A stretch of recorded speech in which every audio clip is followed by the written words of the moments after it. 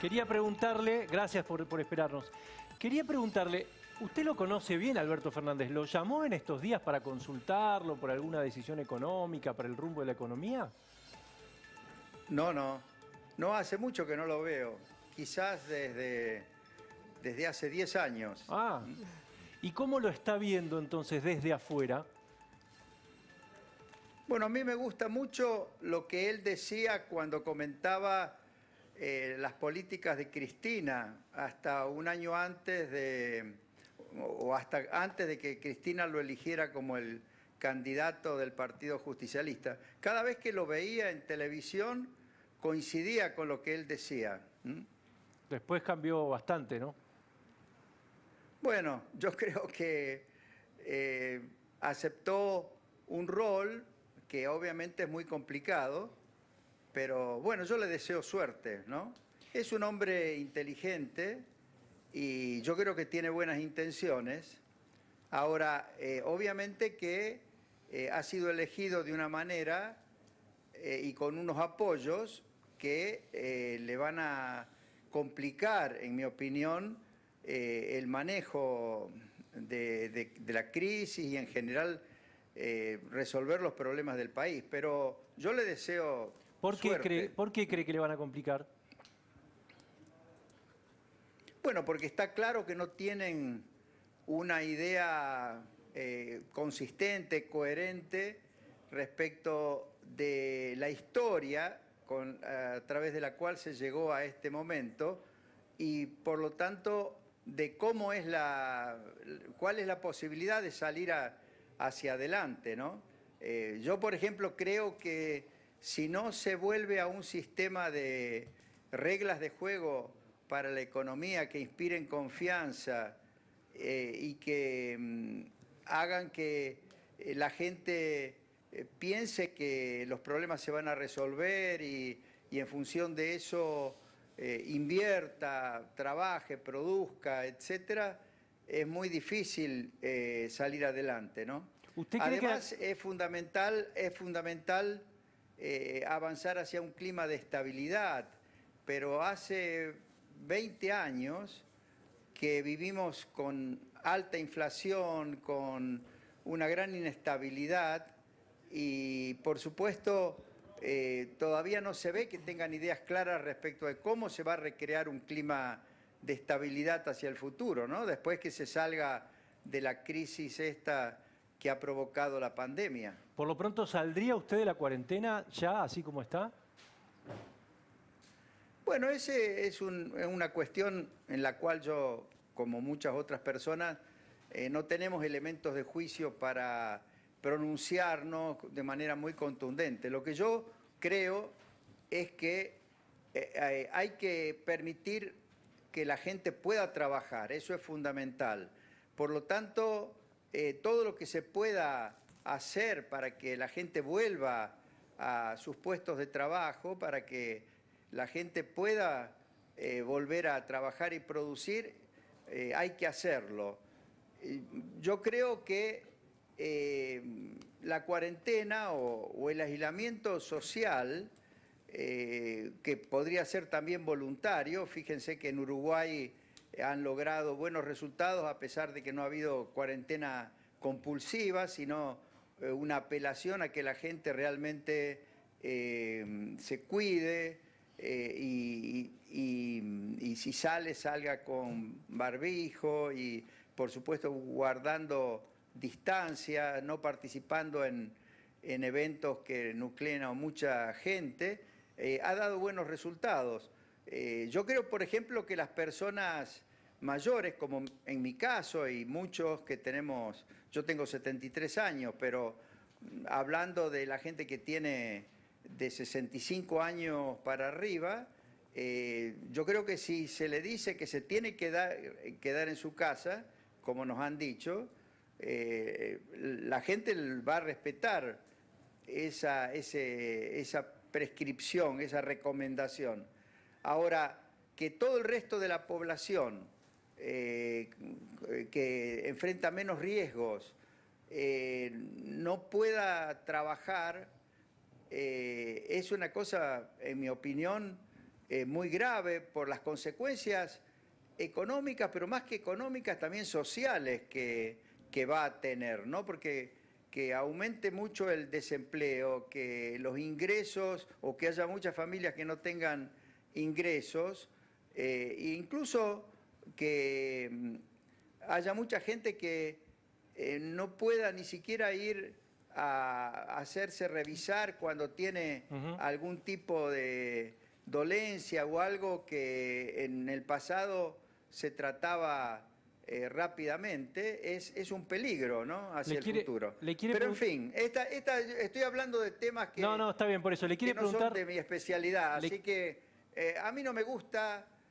dar recomendaciones sobre cosas que yo no manejo, ¿no? Perfecto, vamos a meternos en la economía. Mi impresión es que hay que avanzar lo más rápidamente posible hacia permitir que la gente pueda trabajar. Ok, Francisco Juegue le quiere preguntar. Sobre todo en el interior del país, por ejemplo, sí. Yo creo que habría muchos lugares en que podría liberarse totalmente la actividad y circunscribirse la cuarentena o las restricciones a aquellos lugares donde realmente hay riesgo. Además, quiero decir una cosa, cuando en una presentación que hizo el presidente hace algún tiempo, no más de 10 días o 15 días atrás, me puse muy contento porque los científicos argentinos habían logrado desarrollar un kit para hacer el test ese de PCR con la posibilidad de tener el resultado antes de 2 horas. Y se dijo que iba a haber 10.000 en los próximos 10 días, 10.000 de esos kits, y luego que se iban a poder producir 100.000 por mes aquí en el país, y que el costo de esos kits era mucho menor que el de los kits importados que se venían utilizando o que se siguen utilizando. Entonces, yo me pregunto, ¿eso está ya en marcha? ¿Están aplicando esos kits para hacer testeos en los barrios vulnerables, testeos exhaustivos que permitan realmente identificar quiénes pueden llegar a contagiar a otros y tomar las medidas adecuadas o no? Le quiere preguntar, tengo dudas sobre doctor, eso. le quiere preguntar Francisco Jueguen. Doctor, ¿qué tal? Buenas noches. Sí. ¿Qué tal, Francisco? Quiero llevarlo al terreno de la economía y preguntarle, usted decía recién, la Argentina en los últimos 20 años no encontró una fórmula para lograr cierta estabilidad. Digamos, ¿qué fórmula propondría usted? Digamos, dolarización, una nueva convertibilidad. ¿Qué instrumento encontraría usted para devolverle a la Argentina de vuelta cierta estabilidad? Y en ese sentido, preguntarle también qué opina usted sobre las últimas medidas cambiarias o restricciones cambiadas vinculadas al dólar que ya empiezan a tocar el dólar comercial. Bueno, lograr la estabilidad no es solo cuestión de la moneda o de las medidas que tienen que ver con la moneda, como fue la convertibilidad, sino de un conjunto muy claro de reglas de juego para la economía que abarque todos los aspectos del funcionamiento de la economía. Hay que avanzar hacia una economía donde toda la actividad privada esté disciplinada, si se quiere, por la competencia en los mercados, y el sector público se discipline por un buen manejo presupuestario, y además hay que dictar normas que aseguren la libertad, pero al mismo tiempo también la propiedad y los derechos de propiedad de la gente. Resulta que no está, con las reglas de juego que quedaron conformadas desde la destrucción de la base contractual de la economía en el año 2002, todas esas reglas de juego no existen. Por supuesto, si se avanza en esa dirección, por supuesto hay que crear también un sistema monetario que asegure la estabilidad de los precios. Pero cualquier sistema monetario para funcionar bien tiene que ir acompañado por una política fiscal que si genera déficit, ese déficit tiene que poder ser financiado con crédito, pero no con emisión monetaria. En fin, hay que primero crear condiciones para que el país recupere el crédito público, si no es imposible estabilizar. Y eso tiene que ver con esas reglas de juego a las que yo aludí antes. Es decir, no es una cuestión, no hay una solución mágica como decir dolarizamos y vamos a tener de nuevo estabilidad. Lo mismo, aunque se creara de nuevo un régimen de convertibilidad, que en este momento habría muchas razones por las cuales es difícil o casi imposible de crearlo, pero suponiendo que se encontrara la forma, por sí solo no le resuelve el problema. Doctor, no es inevitable... Tiene que ser toda una política que inspire confianza. Ok, doctor... y eso requiere toda una acción le quiero preguntar sobre, muy amplia. ¿Me escucha? Sí. ¿No es inevitable ahora emitir moneda en este momento? Sí, es inevitable, porque no tienen otra forma de financiar un déficit fiscal que es enorme. Ahora, en esa materia de cambiaria, lo que yo no me explico es por qué no dejan funcionar un mercado financiero totalmente libre. No digo que unifiquen el mercado comercial, aquel en el que los exportadores deben vender sus divisas y los importadores deben concurrir para comprar y poder pagar las importaciones, con ese mercado libre. Pero no tiene sentido que esté absolutamente prohibido o desalentado que la gente pueda comprar dólares. En definitiva, la gente compra dólares no para fugarlos del país, compra dólares porque es la forma que tiene de proteger sus ahorros. Y además, si funcionara un mercado financiero libre, se tendría que permitir también que las transacciones dentro de Argentina se puedan hacer en dólares y que pueda circular también el dólar además del peso.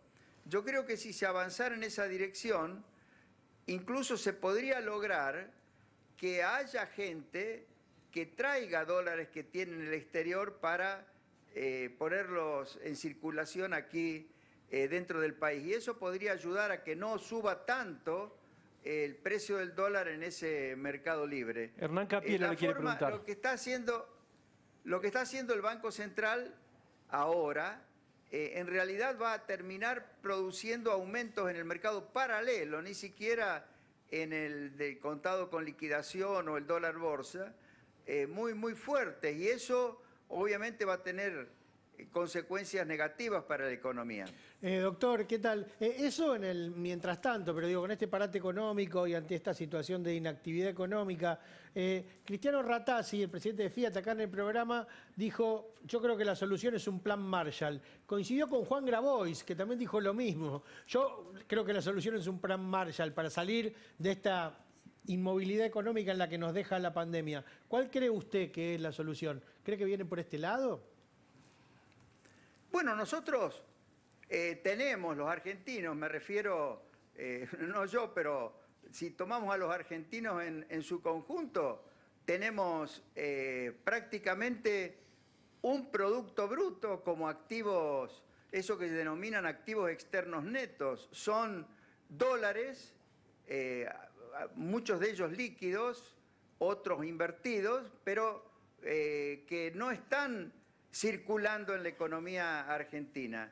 El plan Marshall, del cual habla Cristiano Ratazzi y posiblemente también del que habla Grabois, no sé bien quién piensa que va a poner los recursos.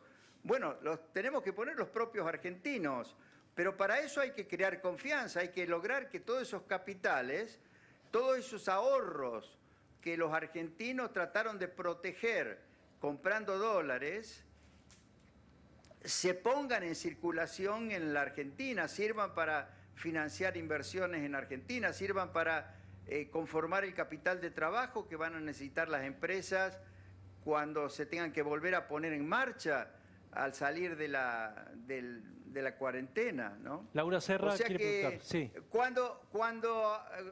Ahora, si uno piensa en un plan Marshall en el sentido de que el gobierno de los Estados Unidos, como ocurrió para la reconstrucción de Europa o de Japón Sí. después de la Segunda Guerra Mundial, tiene que venir con otros 40.000, 50.000 millones de dólares, como los que trajo el Fondo Monetario el año pasado,